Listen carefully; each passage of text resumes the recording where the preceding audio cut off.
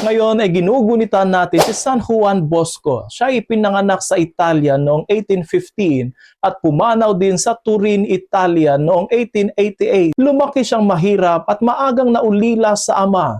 Kaya sa murang edad pa lamang ay naranasan niya na ang hirap ng buhay. Ang mga karanasang ito ang humubog sa kanyang pusong bukas at mahabagin, lalo na sa mga kabataang dukha at napapabayaan. Ang karisma ni San Juan Bosco ay ang pagmamahal at paghubog sa mga kabataan, lalo na ang mga mahihirap, naliligaw ng landas at walang sapat na gabay. Kilala siya sa tinatawag na preventive system na nakabatay sa katwiran, pananampalataya at mapagmahal na presensya. Sa halip na parusa at takot, ginamit niya ang kabaitan, pagtitiwala at personal na pakikitungo upang dalhin ang mga kabataan kay Kristo. Para kay Don Bosco, ang kabanalan na hindi mabigat at malungkot, kundi masaya at kayang kamtan sa pang-araw-araw na tungkulin ng buhay. Upang ipagpatuloy ang misyong ito, itinatag niya ang Congregation of the Salesians of Don Bosco noong 1859. Ang intensyon ng kongregasyong ito ay edukasyon, evangelisasyon at integral na paghubog sa kabataan,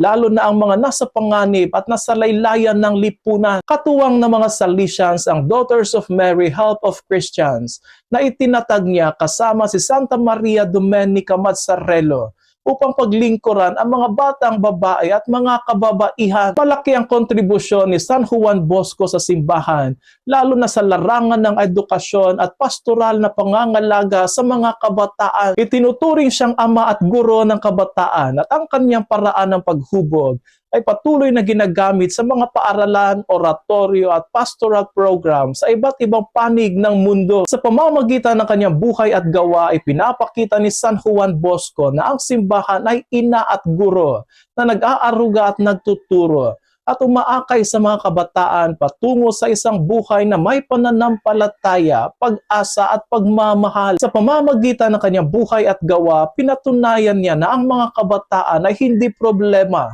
kundi pag-asa ng simbahan at ng lipunan. Sa paggunita natin kay San Juan Bosco, hinihikayat tayo na magmahal sa kabataan, maging mapagpasensya at maglingkod sa kanila ng may kagalakan. Sapagkat sa paglilingkod sa kanila, si Kristo ang ating tunay na pinaglilingkuran. San Juan Bosco, ipanalangin mo kami.